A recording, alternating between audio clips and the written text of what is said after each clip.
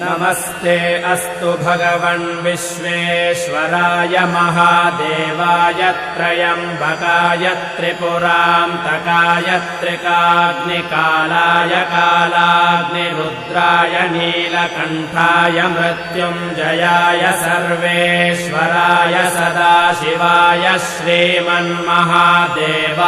नमः।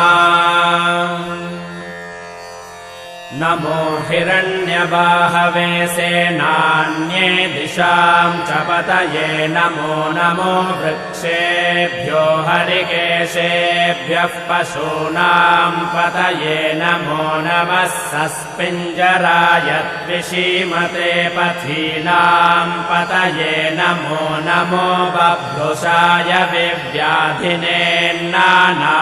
पतये नमो नमो हरिकेशाय योपवीति